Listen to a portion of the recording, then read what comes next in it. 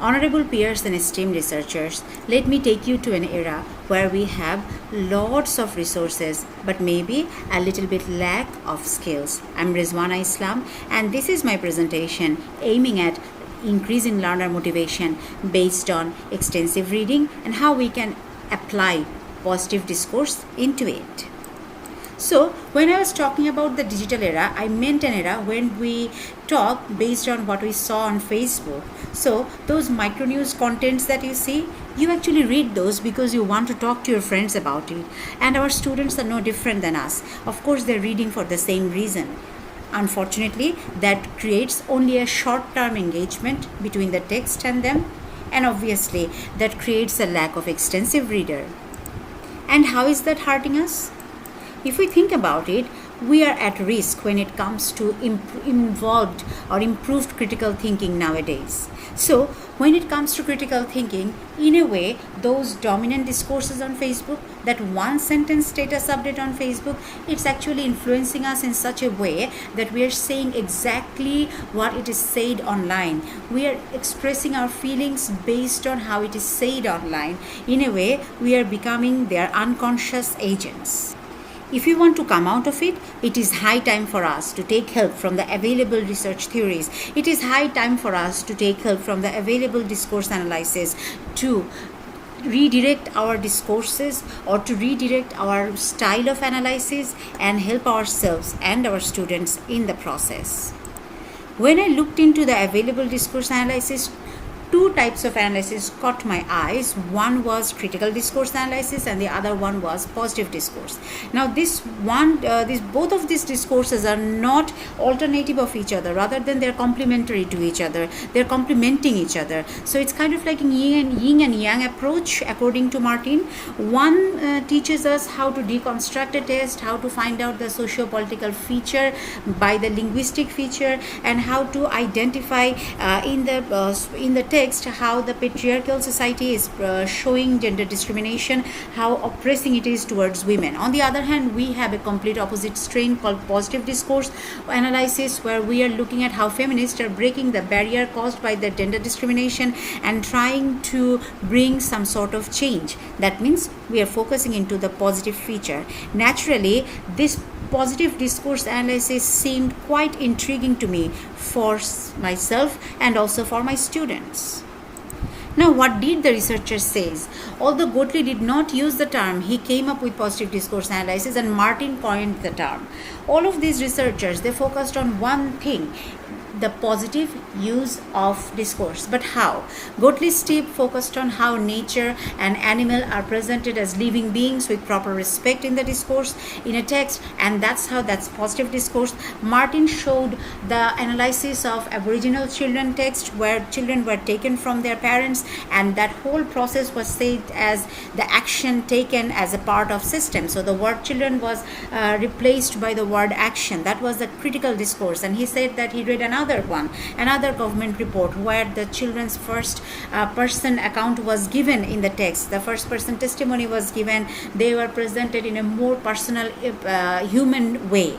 Again, we see Bartlett, who talks about two speeches given by two different people on the same topic, and how one speech was given by a person in official authority and another speech was given by a community representative. And the community representative used some personal pronouns like we, this is our field, this is our life, and we know how this implementation of a process will help us. And naturally, that second speech by the community representative got more popularity, and this is how we see positive discourse in front of us. McGill-Christ, of course, talked about the news media and how they are showing us a set hero and a set villain in their writing. When we read, immediately we understand who are the positive ones and who are the negative ones.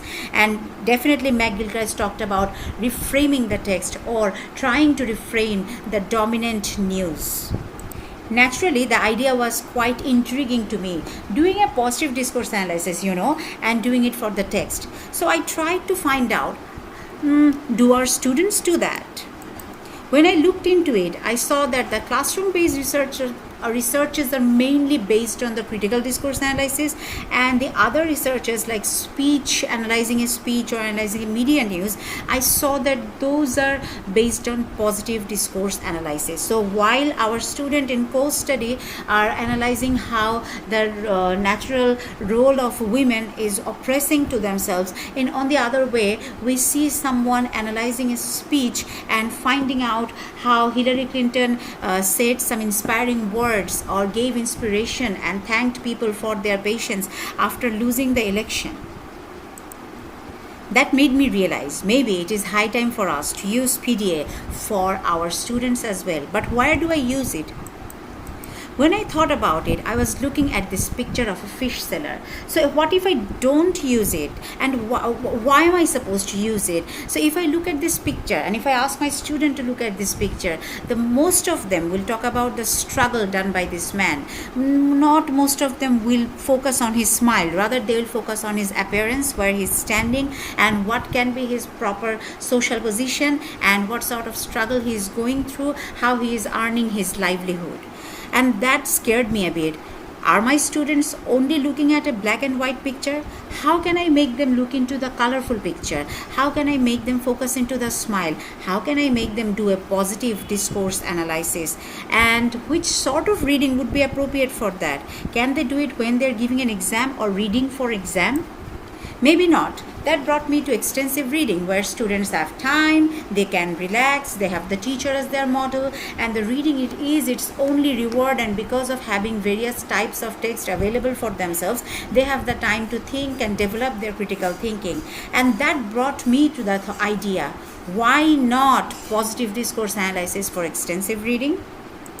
Because if they do a positive discourse analysis when they read extensively, they are able to focus on their community. And right now, there is a huge risk of our students turning into merely a global citizen rather than being both global and local citizen. So focusing on the marginalized community and their success, focusing on the similarity between different ideologies, focusing on the shared concern between different texts, isn't it better for them and for us as well? And how are they going to apply it? That brought me the two frameworks that I found. The first one was the appraisal theory, where you are analyzing one text and finding out the possible vocabularies that shows attitude, engagement, and graduation, the possible ideas in the text. And the other one took me to Ahmar Mahboob's PDA in Practice 2 framework that's still under preparation. And Dr. Ahmar Mahboob showed a form here. This is actually a form which we can use to analyze different text for a project. And that can be done for a poster or brochure or anything, which will make us focus on the presence of 5 senses in a particular text, which will focus on the background of the text, which will make us focus on the creator of the text and the reason for creating the text. Imagine your student looking at a text and instead of blindly judging it, thinking about the background, thinking about the community related to it, and thinking about the senses involved in it. Now, no matter which framework you use, the appraisal theory one or the under construction theory for the PDF form, no matter which one you use, there should be some points that should be in your mind when you tell your student to do PDA. First of all, they need to focus on the context and its positive effect. They need to focus on those happy words, the positive words. They need to focus on the possible senses available in the text.